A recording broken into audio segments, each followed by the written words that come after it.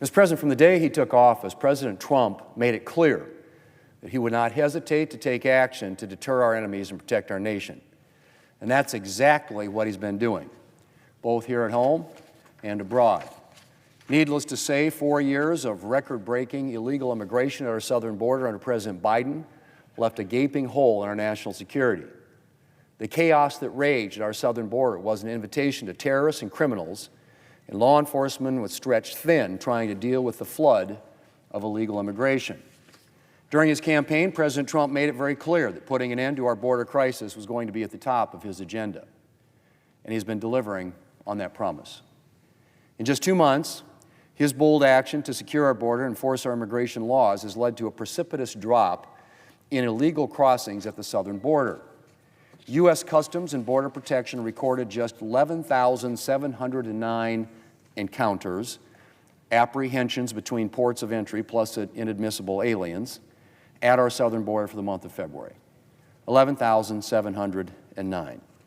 Just to put that number into perspective, in February 2024, under President Biden, Customs and Border Protection recorded 189,913 encounters at our southern border.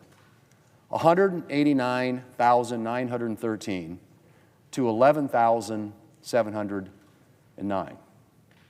A 93% drop. President Trump and his administration have made incredible progress, and our nation is more secure because of their efforts.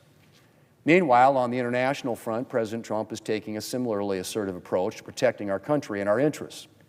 Over the last 18 months, since Hamas' October 7, 2023 attack on Israel, Iran-backed Houthis in the Middle East have carried out literally hundreds of attacks, on U.S. and international shipping and on U.S. forces.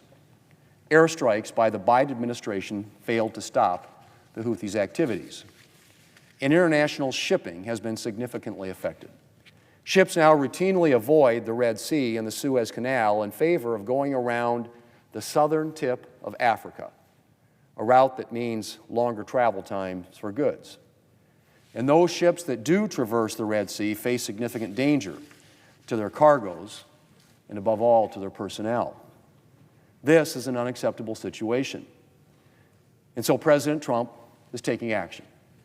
Within days of taking office, President Trump had redesignated the Houthis as a foreign terrorist organization after the Biden administration took them off the list. And 10 days ago, President Trump ordered extensive airstrikes against Houthi targets. Even more importantly, he's made it very clear to the Houthis that those strikes will continue unless and until the Houthis cease their attacks on U.S. forces and commercial shipping in the Red Sea.